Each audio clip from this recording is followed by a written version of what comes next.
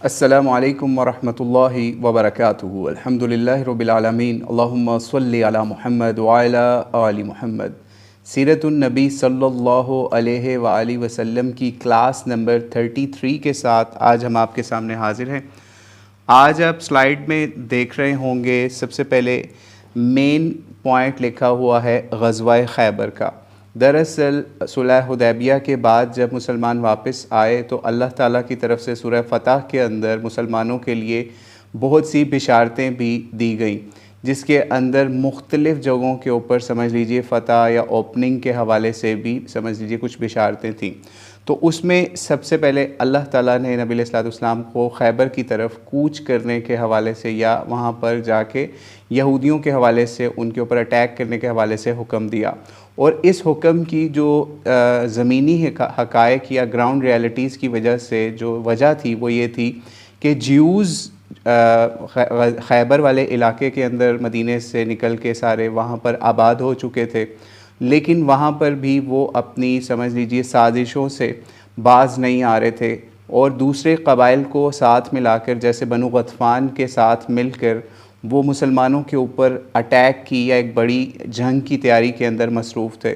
جب نبی علیہ الصلوۃ والسلام کو اس چیز کی خبر ملی تو آپ علیہ الصلوۃ والسلام نے اپنے تقریباً 1600 صحابہ کو تیار کیا، اور محرم الحرام کے آخر کے اندر 7 ہجری کے اندر، ٹھیک ہے، اب جو یہ خیبر آ رہا ہے یہ 7 ہجری کا واقعہ ہے، ٹھیک ہے، تو 7 ہجری کے اندر نبی علیہ الصلوۃ والسلام نے صحابہ کو رات کے وقت خیبر کی طرف نکلنے کا آرڈر کیا، اور اس کے اندر یہ بھی سمجھ لیجئے کہ 1400 جو لوگ تھے، اس کے اندر 1600 ٹوٹل تعداد تھی یا 1600، اس میں سے 1400 جو ہیں اس میں زیادہ تر پیدل تھے، یعنی کہ ان کے پاس کوئی سواری بھی نہیں تھی، ٹھیک ہے۔ تو خیر نبی علیہ الصلوۃ والسلام جب ان کے ساتھ نکلے تو رستے کے اندر بھی کچھ معاملات ہوئے، اور اس کے علاوہ وہاں پر پہنچ کر بھی بہت سے معاملات ہوئے۔ جب آپ دیکھ رہے ہوں گے سلائیڈ کے اندر ہی سفر خیبر کا لکھا ہوا ہے، اور آگے لکھا ہوا ہے عامر بن اقوا رضی اللہ تعالیٰ عنہ۔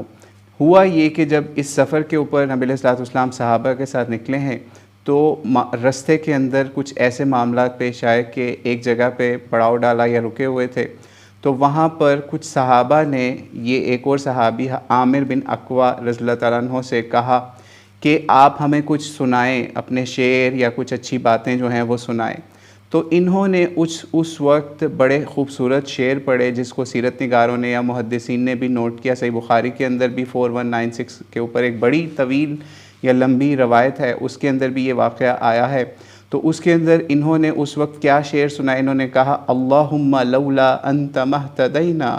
ولا تصدقنا ولا صلینا، یعنی اس کا مطلب بھی آگے بتاتے ہیں، اور پھر آگے انہوں نے کہا فاغفر فداء لک ما ابقینا وَأَلْقِيَنَا سَكِينَةً عَلَيْنَا وَثَبِّتِ الْأَقْدَامِ، ٹھیک ہے۔ یہ انہوں نے کچھ اشعار پڑھے، اور ان کا مطلب یہ تھا کہ اے اللہ، اگر تو نہ ہوتا تو ہمیں سیدھا رستہ یا ہدایت نہ ملتی، نہ ہم صدقے کرتے، نہ نماز پڑھ سکتے، پس ہماری مغفرت، جلدی سے مغفرت ہماری فرما دیجئے، اور جب تک ہم زندہ ہیں وہ ہماری جانیں تیرے رستے پر ہی قربان ہیں، یا ہم تیرے رستے کے لیے ہی اپنی جانیں لیے پھرتے ہیں۔ اور پھر کہا اور جب ہماری کسی سے لڑائی ہو یا جو جنگ ہو تو ہمیں تو ثابت قدم رکھ اور ہمارے اوپر سکینت نازل فرما، اور یہ بھی کہا کہ اے اللہ، ہمیں جب باطل کے رستے پہ بلایا جائے تو اے اللہ ہم اس سے انکار کرتے ہیں، اور ہم آج چلا کر جس میدان میں جا رہے ہیں اللہ تعالیٰ سے اس کے حوالے سے بھی مدد کی طلب کی انہی اشعار کے ذریعے سے۔ جب یہ اشعار پڑھ رہے تھے تو نبی علیہ الصلوۃ والسلام تک بھی ان کی آواز پہنچی، تو نبی علیہ الصلوۃ والسلام نے صحابہ سے پوچھا یہ کون ہے جو یہ الفاظ پڑھ رہے ہیں یا شعر پڑھ رہے ہیں؟ تو نبی علیہ السلام کو بتایا گیا کہ سلمہ بن اقوا ہے، ٹھیک ہے۔ تو نبی علیہ الصلوۃ والسلام نے پھر جب یہ سنا کہ سلمہ نہیں، عامر بن اقوا ہے، ٹھیک ہے، تو نبی علیہ السلام کو بتایا گیا کہ یہ صحابی رسول عامر بن اقوا ہیں۔ تو نبی علیہ السلام نے جب ان کا نام سنا تو نبی علیہ السلام نے ان کے لیے دعا کی، یرحمہ اللہ وجبت، ٹھیک ہے، یرحمہ اللہ کہا، یعنی اللہ تعالیٰ ان کے اوپر رحم فرمائے، ٹھیک ہے۔ جب یہ انہوں نے کہا نا نبی علیہ الصلوۃ والسلام نے یرحمہ اللہ، یعنی اللہ تعالیٰ ان کے اوپر رحم فرمائے، ان کا اچھا معاملہ فرمائے، تو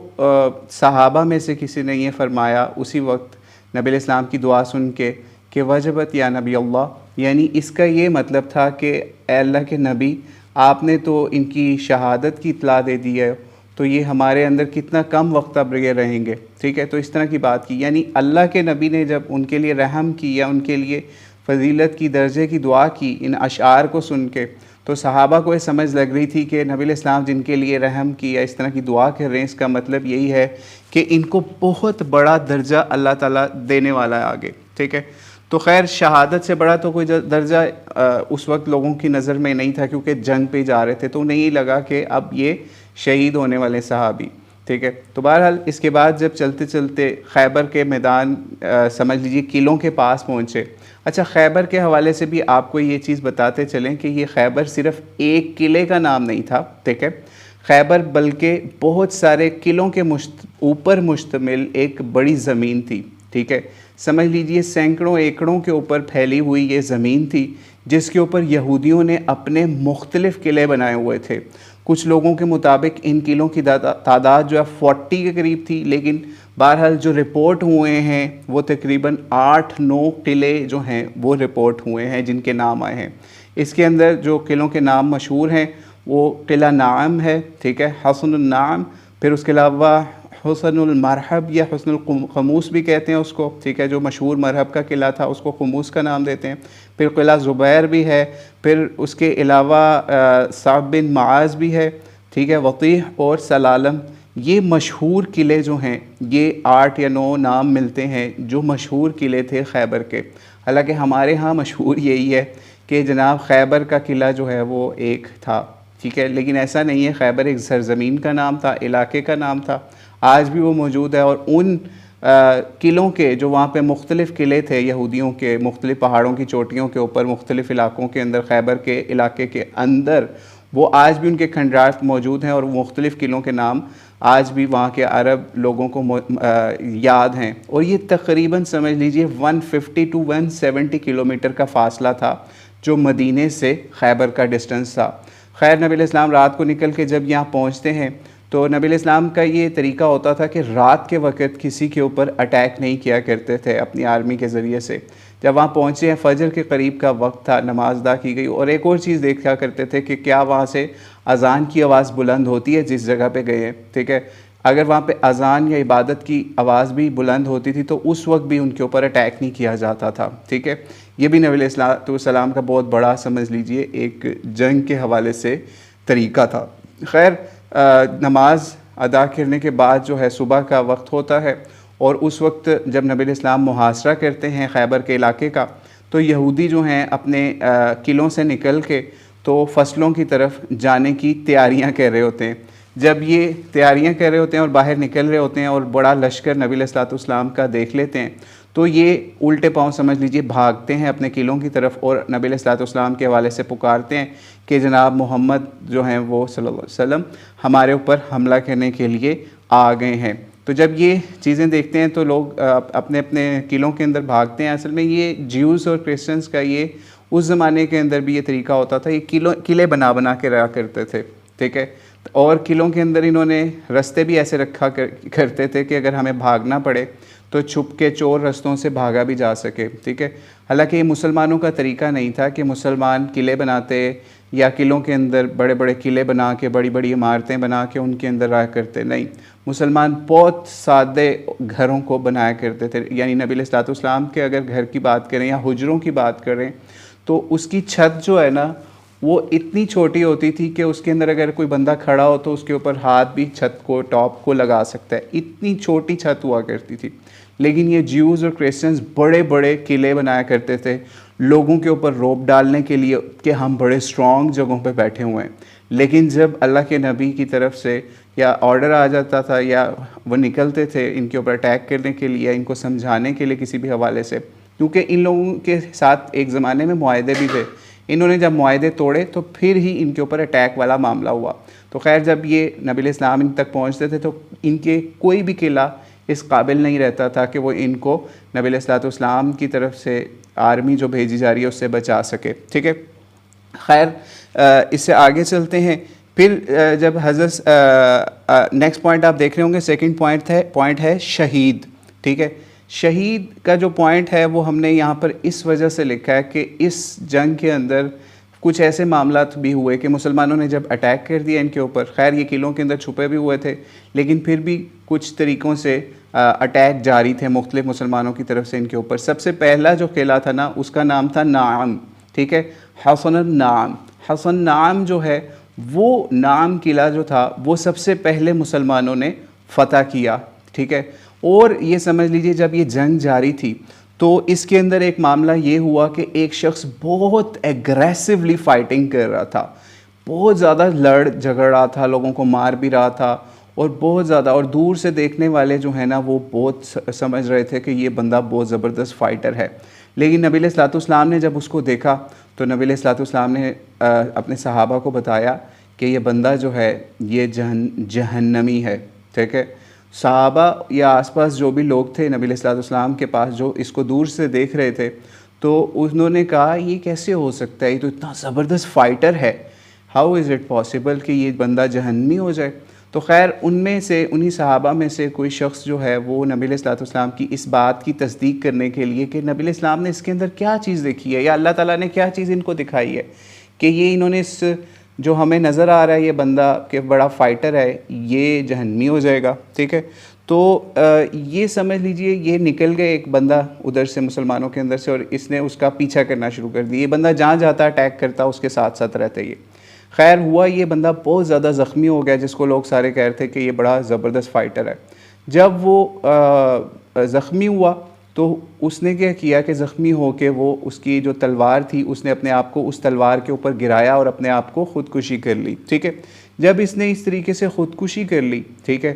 تو اس بندے کو جو کہ نبی علیہ الصلوۃ والسلام کے اس ارشاد کو دیکھتے ہوئے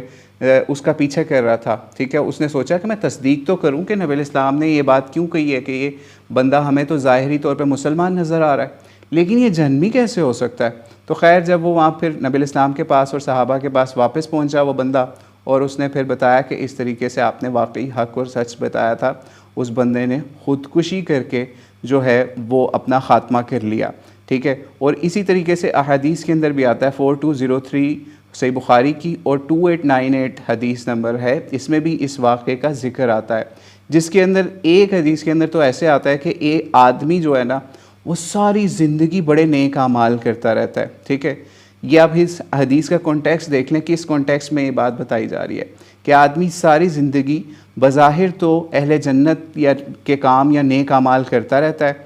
لیکن ہوتا وہ دوزخ والوں میں سے، کیونکہ وہ جب سمجھ لیجئے اس کا جب اینڈ آتا ہے تو وہ کوئی ایسا غلط کام کر لیتا ہے جس کی وجہ سے وہ جنت والے اعمال سارے فارغ ہو جاتے ہیں اور وہ دوزخ میں چلا جاتا ہے۔ یعنی حدیث کا آپ کو مفہوم بتا رہے ہیں، بخاری سے 2898 اور اسی طریقے سے صحیح بخاری سے 4203 اس کے اندر، ٹھیک ہے۔ تو اس لیے اور ایک اور چیز بھی فرمائی کہ ایک شخص ایسا بھی ہوتا ہے وہ ساری زندگی جو ہے وہ اہل دوزخ کے یا جہنم والوں جیسے کام کرتا رہتا ہے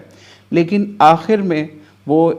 اصل میں حقیقت میں وہ اہل جنت میں سے ہوتا ہے۔ وہ کیسے اہل جنت میں سے ہوتا ہے، یعنی ساری زندگی برے کام کیے لیکن جنت میں سے کیسے ہوتا ہے، اس کے لیے بھی ایک واقعہ اسی خیبر کے میدان سے ہی آپ کو بتاتے ہیں، ٹھیک ہے۔ تو خیر اس سے ہمیں پتہ چل گیا، ابھی آپ کو واقعہ بھی بتاتے ہیں کہ کیسے ایک بندہ ساری زندگی جہنم والے اعمال کرتا ہے اور لوگ بھی اسے جہنمی سمجھتے ہیں یا مسلمان اس کو جہنمی سمجھتے ہیں لیکن وہ جنت والوں میں سے کیسے ہوتا ہے، اس کے لیے بھی ایک واقعہ جو ہے وہ سیرت نگاروں نے یا پھر محدثین نے نقل کیا ہے۔ تو آئیے اس کو بھی آپ کو بیان کر دیتے ہیں، وہ بھی اسی خیبر کے میدان کا ہے۔ جس وقت یہ مسلمانوں نے اٹیک کیا ہوا تھا نا تو سمجھ لیجئے یا محاصرہ کیا ہوا تھا خیبر کے علاقے کا،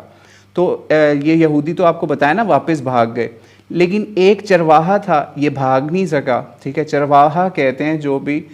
شیپرڈ یا پھر یہ جو بکریاں چرانے والا ہوتا ہے یا بکریوں کا ریوڑ لے کے باہر ان کو کھلانے پلانے کے لیے نکلتے ہیں، ٹھیک ہے۔ تو آپ نے آج بھی دیکھا ہوگا لوگ اکثر اپنا چرواہے رکھے ہوتے ہیں، وہ آگے بکریاں لے کے باہر پھرتے رہتے ہیں کہ بکریوں کو جہاں گھاس وغیرہ نظر آئے وہ کھاتے رہتے ہیں۔ تو ایسا ہی ایک بندہ تھا، اس کو صحابہ نے پکڑ لیا، ٹھیک ہے۔ جب پکڑا یا وہ خود آنا چاہتا تھا نبی علیہ الصلوۃ والسلام کے پاس تو وہ اپنی بکریوں سمیت نبی علیہ السلام کے پاس حاضر ہوا، نبی علیہ السلام سے ملاقات کی اور پوچھا آپ کون ہیں، سارا بتایا نبی علیہ الصلوۃ والسلام نے، ٹھیک ہے۔ تو اس شخص نے بتایا کہ اس طریقے سے میں اپنے مالک کی یا ماسٹر کی بکریاں چراتا ہوں یا ان کو کھانا کھلانے کے لیے باہر لے کے نکلا ہوا تھا، آپ کے اس طرح بندوں نے مجھے پکڑ لیا، تو آپ مجھے بتائیں آپ کون ہیں۔ نبی علیہ الصلوۃ والسلام نے اس کو اپنے بارے میں بتایا اس طرح سے، اور اس کے ساتھ ساتھ دین نے اسلام کی دعوت بھی دی اس شخص کو. وہ اتنا نبی علیہ الصلوۃ والسلام کے سلوک سے یا ان کے حسن سلوک سے متاثر ہوا کہ اس نے نبی علیہ الصلوۃ والسلام کے ہاتھ پر اسلام قبول کر لیا. یعنی اتنا عرصہ وہ کافر رہا یا یہودیوں کے ساتھ وہ کام کیا کرتا تھا، ان کا غلام تھا یا ان کا نوکر تھا، لیکن نبی علیہ السلام کی آمد دیکھ کے، ٹھیک ہے، حالانکہ یہ سمجھ لیجئے اٹیکنگ پوزیشن پہ ہیں، صحابہ چاہتے تو اس شخص کو مار کے اس کی ساری بکریاں لے سکتے تھے، لیکن ایسا نہیں کیا. نبی علیہ السلام کے پاس اس کو لے کے آئے تاکہ اس کا معاملہ حل ہو سکے. اس نے اسلام قبول کر لیا نبی علیہ السلام کے ہاتھ کے اوپر، اور اپنی جو بکریاں تھیں کہا کہ یہ تو بکریاں میرے مالک کی امانت ہیں، اب میں ان کا کیا کروں؟ تو کیونکہ وہ تو ادھر مالک تو دوسری جگہ پہ قلعوں وغیرہ کے اندر. تو نبی علیہ الصلوۃ والسلام نے پھر ان کو آرڈر دیا کہ آپ ایسا کرو، یہ ان بکریوں کو ایسے کنکریاں یا کچھ اشارہ کرو، ان کو مارو ایسے اس طریقے سے ہانکو، تو یہ اپنے مالک کے پاس واپس چلی جائیں گے. مستدرک حاکم 2609 کے اندر بھی یہ حدیث بیان ہوئی ہے، ٹھیک ہے. تو خیر اس چرواہے نے جب یہی کام کیا تو اس کی بکریاں ایسے ہی پھر اپنے قلعوں کی طرف یا اپنے یہودیوں کی طرف واپس چلی گئیں. تو یہ اس کے بعد کیا ہوا، یہ بندہ مسلمانوں کے ساتھ شامل ہو گیا فوری، اور یہ بھی جہاد کے اندر شامل ہو گیا، خیبر کے جہاد کے اندر، غزوے کے اندر. اور پھر بتایا گیا کہ اس کو پھر کہیں سے کوئی تیر آ کے لگا اور یہ بندہ شہید ہو گیا. اب یہ دیکھیے یہاں پہ آپ کو وہ روایت کے بارے میں بتانا تھا کہ ایک بندہ ساری زندگی بظاہر جو ہے وہ دوزخ والے اعمال کرتا رہا، ابھی اس نے اسلام قبول کیا، ٹھیک ہے، ایک بھی نماز، ایک بھی سجدہ اس نے اللہ کے راستے میں نہیں کیا، اور وہ سمجھ لیجئے جنتیوں میں سے ہو گیا نبی علیہ الصلوۃ والسلام کی اس حدیث کے مطابق، ٹھیک ہے. تو اس سے پھر علماء نے بتایا کہ یہ ایسے بندے کے بارے میں پھر نبی علیہ الصلوۃ والسلام نے اصل میں بتایا تھا خیبر میں ہی کہ اس طریقے سے کوئی بندہ ساری عمر غلط اعمال کرتا رہا، لیکن پھر وہ آخر میں اس کا اینڈ ایسا ہوا کہ وہ جنتیوں میں سے ہو گیا. تو اس لیے اٹس ٹو وے سٹوری، یعنی اگر آپ ساری عمر بھی نیک عمل کرتے رہے لیکن آپ کا اینڈ جو ہے نا وہ غلط ہو گیا ہے، ٹھیک ہے، تو آپ جہنم میں چلے جائیں گے، چاہے آپ شہید ہو رہے ہوں لوگوں کی نظر میں. لیکن اگر آپ کا اینڈ اچھا ہو رہا ہے، پہلے آپ بے شک برے کام کرتے رہے، ٹھیک ہے، اور یا آپ غیر مسلم تھے یا نان مسلم تھے اور آپ نے اسلام قبول کر لیا، تو اللہ تعالیٰ آپ کو جنتیوں میں بھی کر سکتا ہے.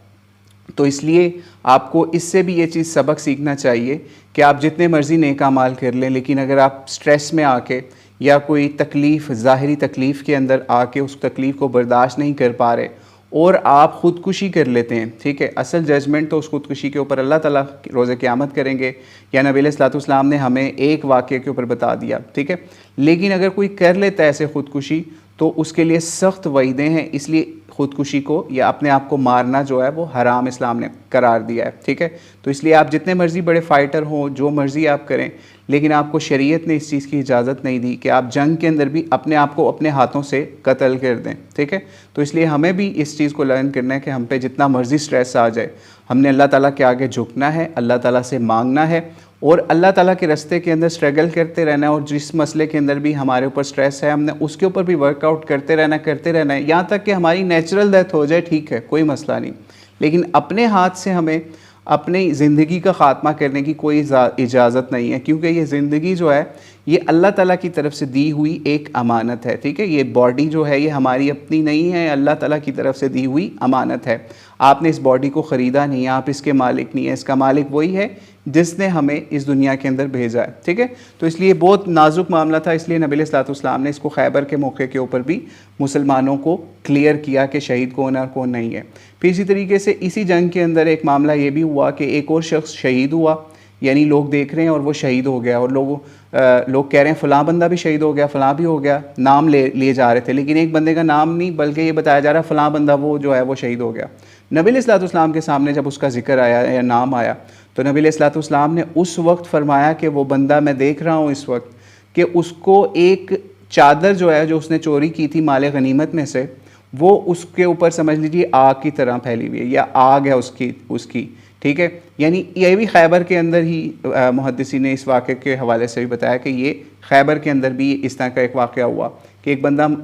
شہید ہوا, لوگوں نے کہا یہ جنتی ہو گیا جناب, یہ تو شہید ہو گیا, بڑے درجے کو پہنچ گیا, شہادت کے رتبے کو پہنچ گیا. لیکن حقیقت یہ تھی کہ اس نے مسلمانوں کے مال میں سے ایک چادر چوری کی ہوئی تھی, جو کہ اصل میں نبی علیہ الصلوۃ والسلام کی سمجھ لیجئے آرڈر کے نیچے تھی کہ اگر نبی علیہ السلام اس کو دے دیتے تو ٹھیک تھا, لیکن اس نے اپنی مرضی سے وہ چادر لی ہوئی تھی. ٹھیک ہے, یعنی کتنی چھوٹی سی چیز ہے. ٹھیک ہے, اللہ کے ہاں کئی دفعہ چھوٹی سی بات کے اوپر پکڑ ہو جاتی, لیکن ہمارے لیے چھوٹی چیز ہے, لیکن وہاں پہ نبی علیہ الصلوۃ والسلام کا آرڈر تھا. نبی علیہ السلام اس وقت وہاں کے حاکم تھے, ان کے لیڈر تھے, ان کی اجازت کے بغیر کسی نے اس طرح کی چھوٹی سی چیز چوری کر لی تو اس کے اوپر, یعنی چادر کتنی چھوٹی سی چیز ہے, کتنے کی ہوگی, 1000-2000 کی آج کے حساب سے, یا 5000 کی, یا 50,000 کی, اس کی بیس کے اوپر اس نے جہنم خرید لی یا اس نے آگ خرید لی ایک بندے نے. اور لوگ سمجھ رہے ہیں ظاہری طور پہ کہ جو بڑا نیک ہے, بخشا ہے. اور اس کے اوپر ہی ہمارے ملک کے اندر اگر ہم آج دیکھیں کرنٹ لرننگ ہمارے لیے کیا ہے, یہاں پہ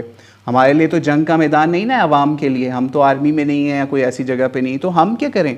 ہمارے لیے کیا ہے, ہمارے لیے یہ چیز ہے کہ کچھ چیزیں ایسی ہیں جو ہم نے ان کے اوپر بائنڈنگ کی ہوتی ہے گورنمنٹ سے یا کسی اور جگہ سے یا کسی ادارے سے کہ ہم یہ چیز لیں گے اور ہم اس کے پیسے دیں گے, لیکن ہم اس میں سے چوری شروع کر دیں. مثال کے طور پہ بجلی ہے, ٹھیک ہے, جتنی مرضی بجلی مہنگی ہو یا جو مرضی معاملہ ہو, لیکن اگر آپ نے بجلی کی بھی چوری کی تو آپ کو یہی احادیث, یہی واقعات جو خیبر کے ہم بیان کر رہے ہیں, آپ کو یہ چیز ذہن میں رکھنی پڑے گی کہ جس نے بجلی بھی چوری کی تو اس کو اللہ تعالیٰ کو اس کا جواب دینا پڑے گا. جتنی مرضی وہ اے سی چلا کے نیک عبادت کر لے, وہاں پہ پنکھے چلا کے مسجدوں کے اندر پنکھے چلا کے چوری کی بجلی کر کے جو مرضی کام کر لے, اس کو گناہ ملے گا ہی ملے گا. ٹھیک ہے, اور یہ واقعہ ہمیں آج اس لیے یاد آیا کہ کچھ ہفتے پہلے یہ گورنمنٹ کی طرف سے یہ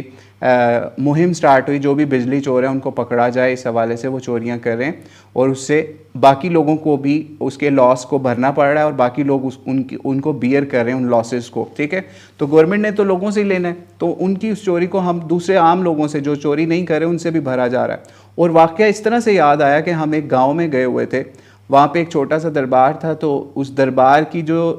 سائڈ پہ ایک دیوار تھی نا, اس کے اوپر ایک بندہ چڑھ کے تو وہاں سے کسی ڈنڈے کے ذریعے سے بجلی چوری کی تار لگا رہا تھا, وہاں فٹ کر رہا تھا. یعنی آپ یہ سوچئے, وہ ہم نے دیکھا گاؤں میں, اور پھر ادھر گاؤں والوں سے انکوائر بھی کیا کہ یہاں پہ بلز جو ہیں وہ کیسے آتے ہیں, وہ کہتے ہیں جی ہمارا کسی کا 1000 بل آیا, کسی کا 200 آیا, کسی کا 300 آیا. ٹھیک ہے, یعنی انہوں نے بھی ایسی سیٹنگ کی ہوئی تھی اس گاؤں والوں نے یا اس علاقے والوں نے کہ وہاں پہ جو ان سے گورنمنٹ کے بندے آتے تھے ان کو پیسے دے دیتے تھے اور ان کے فکس بل تھوڑے تھوڑے آ جاتے تھے. تو اور باقی جو ہے آپ کو پتہ ہے وہ پھر کیا معاملات ہیں. تو چوری ہے, چاہے آپ کسی کی بھی کر رہے ہوں. ٹھیک ہے, تو اللہ تعالیٰ سے دعا ہے اللہ تعالیٰ ہمیں اس چوری کے معاملے سے, کسی بھی حوالے سے چوری ہو, کوئی بھی غفلت ہو, اس سے بچائے. نہیں تو ہمارے نیک اعمال, چاہے ہم شہادت بھی حاصل کر لیں, وہ بھی کسی کام کی نہیں رہے گی. کتنا مشہور ہے نا کہ شہید کا پہلا قطرہ گرتا ہے تو اس سے پہلے جنت اس کو دکھا دی جاتی, لیکن نہیں, ایسا نہیں ہے. اگر آپ نے اس طریقے سے کوئی چوری کیا, کسی کا حق مارا ہے, ڈاکہ مارا ہے, کچھ اور بھی کیا ہے, جتنی مرضی نیکیاں آپ کما لیں, لیکن آپ کو اس کا حساب دینا پڑے گا, چاہے اپنی گردن بھی اللہ تعالیٰ کے راستے میں کٹا دیں. ٹھیک ہے, تو اس لیے یہ بھی ایک بہت اہم معاملہ تھا غزوہ خیبر کا. صرف جنگیں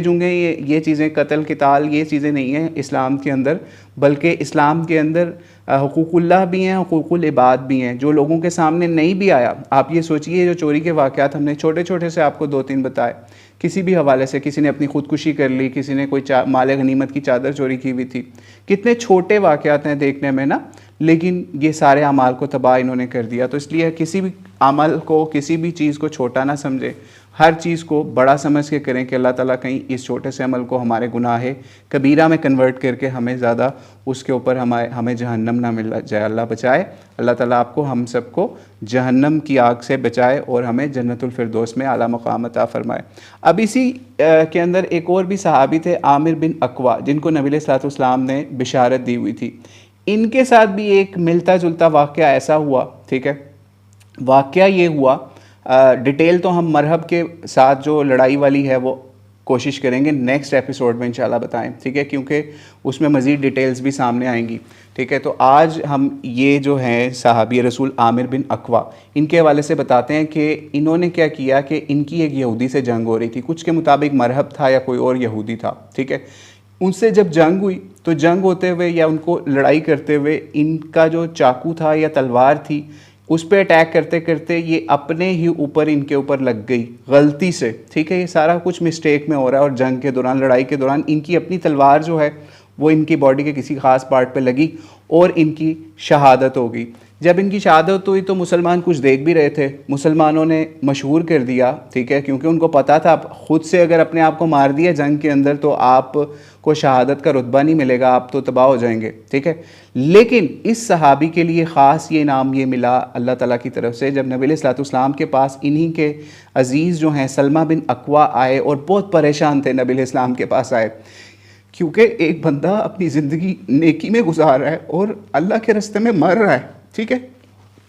اور اس کی فیملی کو پتہ چلے کہ لوگ باتیں کر رہے ہیں کہ یہ بندہ تباہ ہو گیا, اس کی تو شہادت ہی نہیں ہوئی, یہ تو بندہ فضول میں مارا گیا, اپنی ہی تلوار سے مر گیا. ٹھیک ہے, نبی علیہ الصلوۃ والسلام کے پاس آئے سلمہ بن اکوا, کہا کہ میں اس طریقے سے ہمارا جو بھائی ہے عامر بن اکوا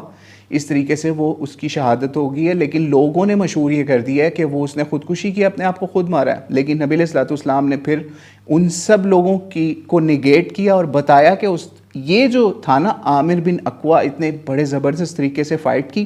لیکن کیونکہ فائٹ کے دوران ہی غلطی سے بائی مسٹیک اس کی تلوار جو ہے لڑائی کے اندر اپنے اوپر لگنے کی وجہ سے اس کی شہادت ہوئی. لیکن یہ سمجھ لو کہ اس وقت عرب کے اندر یا مدینہ کے اندر کوئی دوسرا عرب ایسا نہیں ہے جو اس کے درجے کو پہنچ سکے. اللہ تعالیٰ نے اس شخص کے لیے, اس کی محنت کے لیے, اس کی اسٹرگل کے لیے دگنا اجر رکھا ہے شہادت کے اوپر, او کما قال علیہ الصلوۃ والسلام. تو ان کے لیے یہ اسپیشل اللہ تعالیٰ نے ان کے لیے یہ سمجھیے انعام اتارا. اور یہاں تک نبی علیہ الصلوۃ والسلام نے کہا کہ ان کو اسپیشلی 2 حوریں جو ہیں وہ بھی عطا کی گئی ہیں اسی طریقے سے. یعنی آپ یہ سوچئے, اس سے یہ بھی پتہ چلا شہید جیسے ہی شہید ہوتا ہے یا بندہ جیسے ہی شہید ہوتا ہے, اگر اس کے اعمال اچھے ہیں, اس کا اینڈ بھی اچھا ہو رہا ہے, تو اس کو اللہ تعالیٰ فوری جنت کے انعامات کی کچھ نہ کچھ ہوا جو ہے وہ دکھا دیتا ہے. تو ان کے لیے بھی اللہ تعالیٰ نے فوری سمجھ لیجئے 2 اسپیشل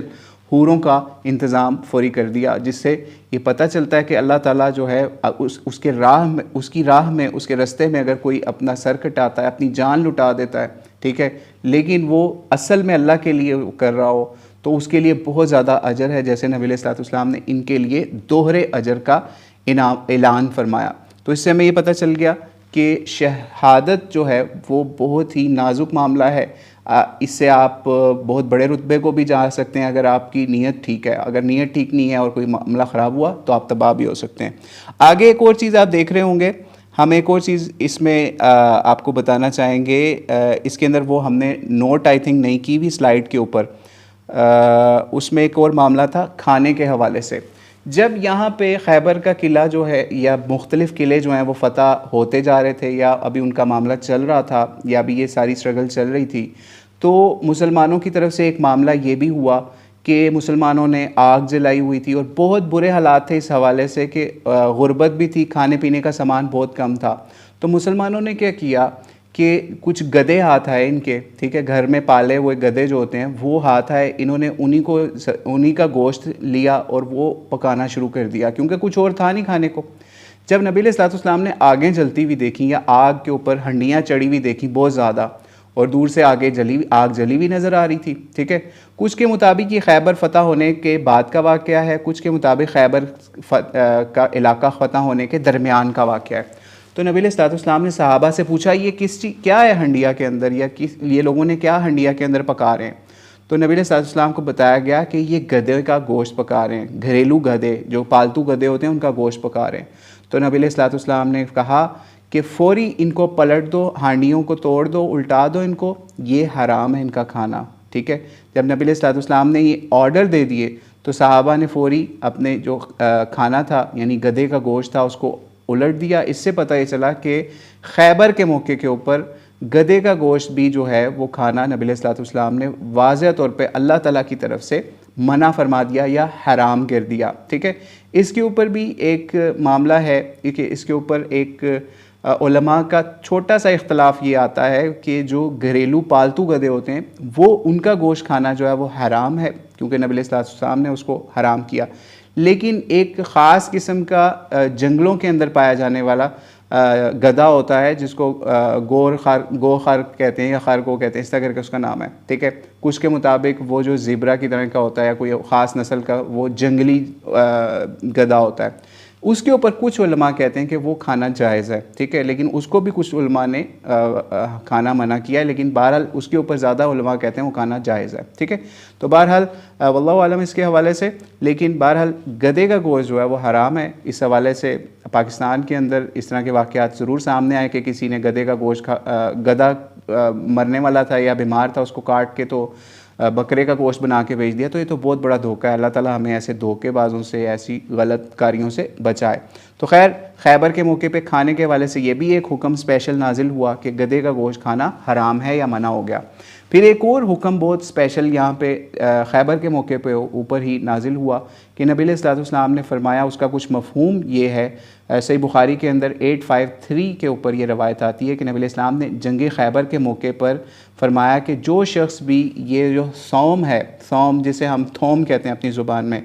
یہ اس کے پودے کو یا درخت کو یا اس کو کھا کے یا اس کو اپنے کھانے میں زیادہ استعمال کر کے آئے تو وہ ہماری مسجدوں میں نہ آئے، ٹھیک ہے. اور کما قال علیہ الصلوۃ والسلام. اس سے بھی علماء نے یہ چیز بتائی کہ اس کا مطلب یہ ہے کہ یہ جو تھوم ہے، اگر یہ بدبودار تھوم یا بدبودار کھانا اگر کوئی اپنے یا کوئی انگریڈینٹ اپنے کھانے میں ڈالتا ہے جس کی بہت زیادہ خطرناک بدبو ہے، جس طرح تھوم کی بدبو ہوتی ہے.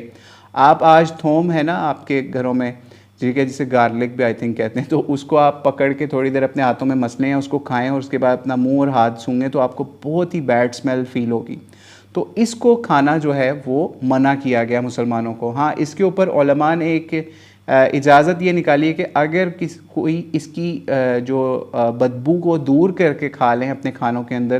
جیسے فار ایگزامپل ہمارے بر صغیر پاک و ہند میں تھوم کا استعمال کیا جاتا ہے آج بھی، ٹھیک ہے. تو اگر کوئی اس کی بدبو ختم کر کے یوز کر لے، یعنی آپ کے کھانا آپ کھا رہے ہوں تو آپ کے منہ سے یا ہاتھ سے اس کی بدبو نہ آ رہی ہو، تو پھر جو ہے اس کو کھانے میں کوئی مذائقہ یا منع نہیں ہے. اصل چیز جو ہے وہ ہمیں اسلاف سے ہی ملتی ہے کہ اس کی اصل میں اس کی بدبو جو ہے وہ منع ہے کہ وہ اس کے ساتھ آپ کو مسجد میں انٹر ہونے کی، پیاز کھا کے، لہسن، ادرک، اس طرح کی چیزیں جس میں پیازوں میں بھی جیسے بہت زیادہ اسمیل ہوتی ہے، تو اس کے اوپر پھر منع کیا گیا ہے شرعی لحاظ سے یا سیرت النبی کے اندر کہ ہمیں وہ کھا کے مسجد میں نہیں آنا، کیونکہ اس کی اسمیل جو ہے وہ اس سے باقی مسلمان یا فرشتوں کو سمجھ لیجئے ان کو وہ نقصان پہنچاتی ہے یا ان کو وہ برا فیل ہوتا ہے، ٹھیک ہے. تو اسی لیے اسلام میں یا نبی علیہ الصلوۃ والسلام میں تو ہمیں پتہ ہے نا کہ نبی علیہ السلام کو خوشبو کتنی پسند تھی، ٹھیک ہے. تو ہمیں خوشبو لگا کے یا ایسی چیزیں کھانی چاہیے، اپنے استعمال بھی کرنی چاہیے جس میں خوشبو ہو، ٹھیک ہے، جو کسی کو برا فیلنگ نہ کروائے، ٹھیک ہے. تو اس لیے یہ بھی دو اسپیشل آرڈرز تھے جو کہ غزوہ خیبر کے موقع کے اوپر ہم نے بتائے. اور ایک اور اہم معاملہ جو ہے وہ خیبر کے موقع پر نبی علیہ الصلوۃ والسلام کے ذریعے سے اللہ تعالیٰ نے نازل فرمایا، بہت امپورٹنٹ حکم ہے جو کہ غزوہ خیبر کے موقع پہ نازل ہوا. وہ یہ کہ ایک نکاح تھا، نکاح کا ایک اسپیشل طریقہ ہوتا تھا، کانٹریکٹ ہوتا تھا عربوں کے اندر جس کو نکاح متع کا نام دیا جاتا تھا، ٹھیک ہے. نکاح متع میں یہ ہوتا تھا کہ جس طرح ہمارے آج کل نکاح ہوتے ہیں نا، یا جس طرح کے نکاح نبی علیہ الصلوۃ والسلام نے کیے، اس کے اندر کوئی ایکسپائری ڈیٹ نہیں ہوتی، کوئی ٹائم بائنڈنگ نہیں ہوتی. لائک آج کسی کی شادی ہوئی ہے تو وہ رہے گی جب تک مر جائیں گے یا جب تک اس کو چھوڑ نہیں دیں گے یا کوئی بیوہ نہیں ہو جائے گا اس وقت تک نکاح ختم نہیں ہوگا، ٹھیک ہے. اس طرح دو تین چیزیں اندر آ گئیں. لیکن اس خاص متع کے اندر عرب معاشرے کے اندر ایک رواج تھا کہ آپ جب کانٹریکٹ کرتے تھے، نکاح کرتے تھے، تو اس نکاح کے اندر بائنڈنگ ہوتی تھی. یہ نکاح 1 مہینے کے لیے ہے، سال کے لیے ہے، 6 مہینے کے لیے یا 5 سال کے لیے، 10 سال کے لیے. یعنی آپ کسی علاقے میں گئے ہیں اور آپ وہاں پہ شادی کرنا چاہ رہے ہیں تو آپ یہ کہتے ہیں میں جتنا عرصہ یہاں پہ رہوں گا اتنا عرصے کے لیے نکاح ہے، جب میں یہاں سے واپس آؤں گا تو پھر میں نکاح میرا ختم ہو جائے گا، میری اس فلاں عورت کو چھوڑنا پڑے گا مجھے، ٹھیک ہے، وہ بائنڈنگ اس کا نکاح ختم ہو جائے گا. لیکن نبی علیہ الصلوۃ والسلام نے غزوہ خیبر کے موقع کے اوپر جو ہے اس نکاح کو بھی حرام یا منع کر دیا، ٹھیک ہے. اور مختلف احادیث کے اندر حضرت علی رضی اللہ تعالیٰ عنہ سے بھی یہ روایت ملتی ہے کہ جب انہوں نے دیکھا صحابہ کے اندر ایک عبداللہ بن عباس، ان کے کزن صحابی، ٹھیک ہے، کہ ان سے لوگ اس حوالے سے فتویٰ لیتے تھے یا اس میں نرمی کا کوئی بات وہ عبداللہ بن عباس کی انہوں نے دیکھی، تو پھر حضرت علی رضی اللہ تعالیٰ عنہ نے اس وقت مسلمانوں کی یہ کلیریفیکیشن کی کہ اللہ تعالیٰ نے نبی علیہ الصلوۃ والسلام کے ذریعے سے خیبر کے موقع کے اوپر اس نکاح متع کو یا متع کو حرام یا ممنوع قرار دے دیا. تو اس لیے ہمیں اس حوالے سے آج اگر ہم نے آسانی میں رہنا ہے تو ہمارے لیے سب سے زیادہ آسانی ہے نبی علیہ الصلوۃ والسلام کی سیرت کے اوپر چلنے کے اوپر. کیا نبی علیہ الصلوۃ والسلام نے ایسا کوئی نکاح کیا جس کے اندر کوئی ایکسپائری ہو؟ نہیں کیا. تو ہم کون ہوتے ہیں؟ ہمیں کیوں اس سائڈ پہ جانے کی ضرورت پڑے گی آج؟ ٹھیک ہے. حالانکہ نبی علیہ السلام نے سفر بھی کیے، بڑے بڑے دور سفر کیے، ٹھیک ہے، صحابہ کو بھی بڑے بڑے سفر کے اوپر بھیجا، لیکن کوئی ایسا آرڈر نہیں کیا کہ تم نے فلاں جگہ پہ جا کے ایسا کوئی کانٹریکٹ کرنا ہے، ایسا کوئی نکاح کرنا ہے جس کے اندر ایکسپائری ڈیٹ شامل ہو جائے. نہیں کیا ایسا. تو ہمارے لیے ہمیں آج بحث اس کے اوپر کرنے کی ضرورت نہیں ہے. نبی علیہ السلام نے نہیں کیا، ہم بھی اس سے ہاتھ اٹھا لیں گے. ہم یہ نہیں کہیں گے کہ ہم بھی ایسا کر لیں، ہم ایسا کر لیں کہ اس کی اجازت کہیں نہ کہیں سے کسی عالم نے، کسی فقیہ نے دے دی ہے. نہیں، ہم اس کے اوپر نبی علیہ الصلوۃ والسلام کے اوپر جائیں گے، کیونکہ ہمیں یہ قرآن پاک نے یہ آرڈر دیا ہوا ہے کہ اگر آپ کا کوئی تنازع ہو جائے تو ہم نے کس کی طرف رجوع کرنا ہے؟ اللہ کی طرف، یعنی کتاب اللہ کی طرف، اور رسول علیہ الصلوۃ والسلام کی طرف. تو رسول علیہ السلام کی سنت ہمارے سامنے آ گئی کہ ان کے نکاح کے اندر کوئی ایسی سنت نہیں تھی جس کے اندر ایکسپائری ڈیٹ کا کوئی کانسیپٹ بھی پایا جائے. ٹھیک ہے. تو اس لیے ہم نے سوچا کہ غزوہ خیبر کے حوالے سے جو احکام، مسائل نبی علیہ الصلوۃ والسلام کے جو بھی اللہ تعالیٰ نے امت مسلمہ کے لیے اتارے، ہم ان کو بھی آپ کے سامنے آج واضح کر دیں، تاکہ ابھی ہم جب مرحب والے مقام پہ جائیں گے، یا حضرت علی کے مرحب کے ساتھ فائٹ جو ہم اگلی نشست کے اندر، یا یہ غزوہ خیبر کی غنیمت کے بارے میں، یا پھر جو قیدی اس میں بنیں گے ان کے بارے میں، یا نبی علیہ الصلوۃ والسلام کی ایک اور شادی کے بارے میں جو کہ یہودیوں کی ایک عورت سے ہوتی بعد میں، اس کے بارے میں، یا نبی علیہ السلام کو جو یہودیوں نے زہر دیا اس کے بارے میں انشاءاللہ تفصیل کے ساتھ نیکسٹ ایپیسوڈ میں بات کریں گے. تو اللہ تعالیٰ سے دعا ہے کہ اللہ تعالیٰ ہمیں نبی علیہ الصلوۃ والسلام کی سیرت کو پڑھنے والا، سمجھنے والا، اور اس سے آج کے دور میں اپنے اوپر امپلیمنٹ کرنے والا اور لرننگ کرنے والا بنائے، اور آگے بھی پہنچانے والا بنائے. واللہ اعلم بالصواب. السلام علیکم ورحمۃ اللہ وبرکاتہ.